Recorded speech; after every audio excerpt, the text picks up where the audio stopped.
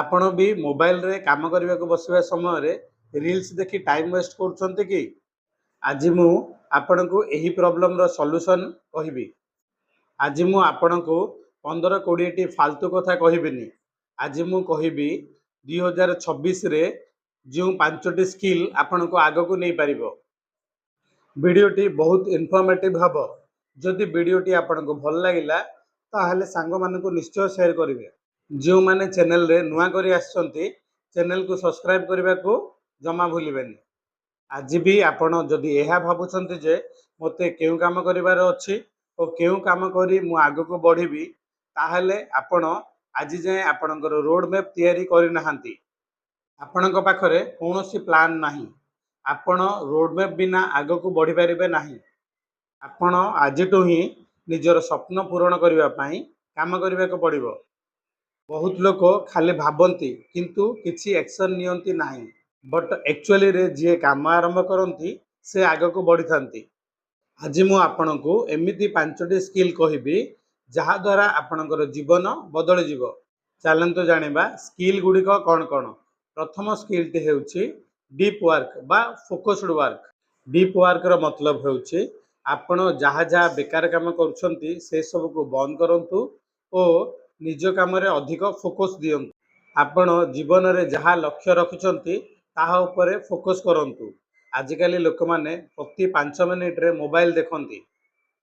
ବିନା ମୋବାଇଲରେ କେହି ବଞ୍ଚିପାରିବେ ନାହିଁ।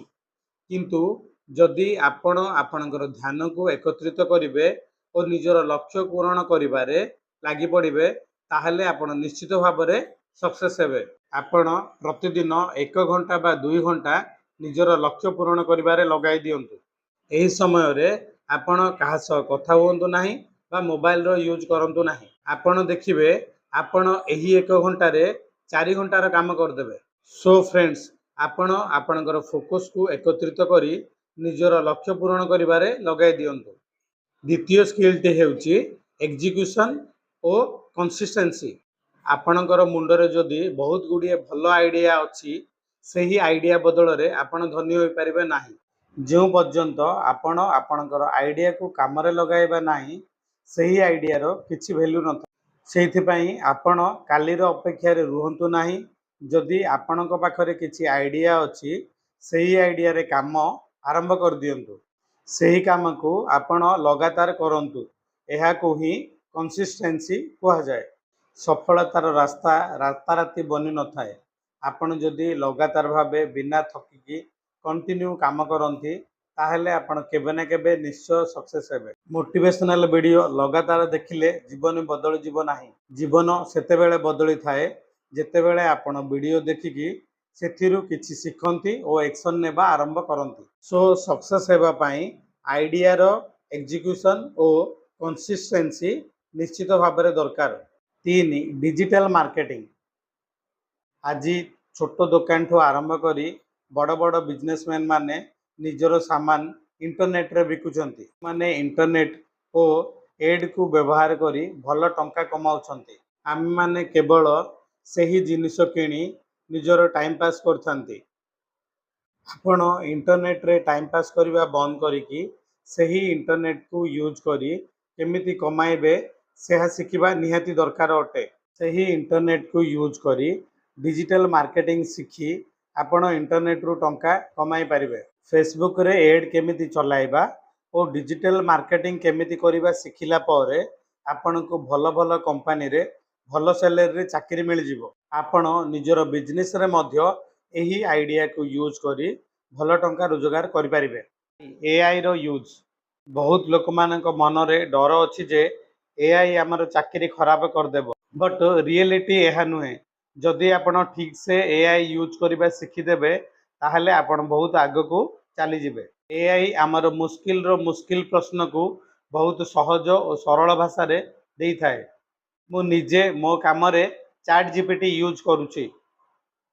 ମୁଁ ବହୁତ ମୁସ୍କିଲ ପ୍ରଶ୍ନକୁ ବହୁତ ସହଜ ଭାଷାରେ ଏଆଇକୁ ପଚାରେ ଓ ଏଆଇ ଏହାର ଉତ୍ତର ବହୁତ ସହଜ ଓ ସରଳ ଭାଷାରେ ଦେଇଥାଏ।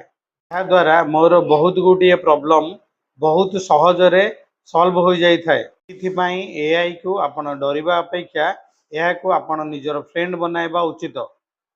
ଆପଣଙ୍କର ବିଜନେସର ଆଡଭର୍ଟାଇଜମେଣ୍ଟ ଓ ବିଜନେସକୁ କେମିତି ବଢ଼ାଇବ ଏହା ଉପରେ ଆଇଡ଼ିଆ ଦେଇଥାଏ। ଫ୍ରେଣ୍ଡସ୍, ଆପଣମାନେ ଏଆଇକୁ ନ ଡରି ଏହାକୁ ୟୁଜ୍ କରିବା ଆରମ୍ଭ କରନ୍ତୁ। ଚାଲନ୍ତୁ ଜାଣିବା ପଞ୍ଚମ ସ୍କିଲ୍, କମ୍ୟୁନିକେସନ୍ ଓ ଷ୍ଟୋରି ଟେଲିଂ। କମ୍ୟୁନିକେସନ୍ର ଆକ୍ଚୁଆଲ୍ ଅର୍ଥ ହେଉଛି ଯେ ଆପଣ କନଫିଡେନ୍ସର ସହିତ ନିଜର କଥାକୁ ଅନ୍ୟମାନଙ୍କ ଆଗରେ ଉପସ୍ଥାପନା କରିବାକୁ ହିଁ କମ୍ୟୁନିକେସନ୍ କୁହାଯାଏ। ଯଦି ଆପଣଙ୍କ ପାଖରେ ବହୁତ ସାରା ନଲେଜ ଅଛି ବଟ୍ ଆପଣ ଆପଣଙ୍କର କଥାକୁ ଅନ୍ୟମାନଙ୍କୁ ଠିକ୍ ସେ ବୁଝେଇ ପାରୁନାହାନ୍ତି, ତାହେଲେ ଆପଣଙ୍କର କମ୍ୟୁନିକେସନ୍ରେ କିଛି ଗୋଟିଏ ପ୍ରୋବ୍ଲେମ୍ ଅଛି। ଗୁଡ୍ କମ୍ୟୁନିକେସନ୍ର ପ୍ରଥମ ଲକ୍ଷଣ ହେଉଛି ଯେ ଆପଣ ଆପଣଙ୍କର ସାମ୍ନାବାଲାର କଥାକୁ ଠିକ୍ ସେ ଶୁଣିବା। ସେକେଣ୍ଡ ନିୟମଟି ହେଉଛି ଯେ କଥାକୁ ଶୁଣିଲା ପରେ ଠିକ୍ ସେ ଭାବି ଚିନ୍ତିକି ତାହାର ଉତ୍ତର ଦେବା। ଅଛି ଯେ ଯେଉଁ ବ୍ୟକ୍ତି ଅନ୍ୟର କଥାକୁ ଭଲ ଭାବରେ ଶୁଣିଥାଏ ସେ ତାର ଉତ୍ତର ବି ଭଲ ଦେଇଥାଏ। ବୋଲିବା ସମୟରେ ଆପଣ ଏହା ଭାବନ୍ତୁ ନାହିଁ ଯେ ଆପଣଙ୍କର ଇଂଲିଶ ଖରାପ ବା ଟୁଟି ଫୁଟି ଇଂଲିଶ କହୁଛନ୍ତି। ଆପଣ ଏହା ଭାବନ୍ତୁ ଯେ ଆପଣ ଯାହା କହୁଛନ୍ତି ସାମ୍ନା ବାଲା ତାହାକୁ ଠିକ୍ ସେ ବୁଝିପାରୁଛନ୍ତି ନା ନାହିଁ। ଆଉ ଗୋଟିଏ ଇମ୍ପୋର୍ଟାଣ୍ଟ କଥା ଯେ ଆପଣ କଥାକୁ ଏକ୍ସାମ୍ପଲ ମାଧ୍ୟମରେ କୁହନ୍ତୁ ବା ଷ୍ଟୋରି ମାଧ୍ୟମରେ କୁହନ୍ତୁ। ଏହା ଦ୍ୱାରା ଆପଣଙ୍କର କଥାକୁ ସାମ୍ନା ବାଲା ଠିକ୍ ସେ ବୁଝିପାରିଥାଏ। ଏହି ଭିଡିଓର କନକ୍ଲୁଜନ କ'ଣ? ଆପଣ ଏହି ଭିଡିଓରୁ ତିନୋଟି ଇମ୍ପୋର୍ଟାଣ୍ଟ କଥା ଶିଖିଲେ। ପ୍ରଥମ ହେଉଛି ଯେ ଡିପ୍ ୱାର୍କ କରିବା ଓ ଆପଣ ଆଜିର କାମକୁ ଆଜି ହିଁ ସରାଇବେ। ଦ୍ୱିତୀୟ, ଡିଜିଟାଲ ମାର୍କେଟିଂ ଶିଖିବା ଓ ଏଆଇ ର ୟୁଜ୍ କରି ନିଜ ଜୀବନକୁ ସହଜ ଓ ସରଳ କରିବା। ନିଜ କଥାକୁ ଫୁଲ କନଫିଡେନ୍ସର ସହିତ କହିବା ଦରକାର ଓ ଏକ୍ସାମ୍ପଲ ମାଧ୍ୟମରେ ବା ଷ୍ଟୋରି ଟେଲିଂ ମାଧ୍ୟମରେ ଆପଣଙ୍କର କଥା ଉପରେ ଲୋକମାନଙ୍କର ଧ୍ୟାନ କେନ୍ଦ୍ରିତ କରିବା ଦରକାର। ମୁଁ ଆଶା କରୁଛି ନିଶ୍ଚିତ ଭାବରେ ଭିଡିଓଟି ଆପଣଙ୍କୁ ଭଲ ଲାଗିଥିବ।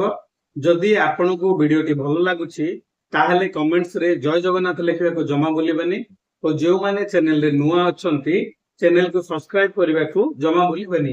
ନମସ୍କାର, ଜୟ ଜଗନ୍ନାଥ।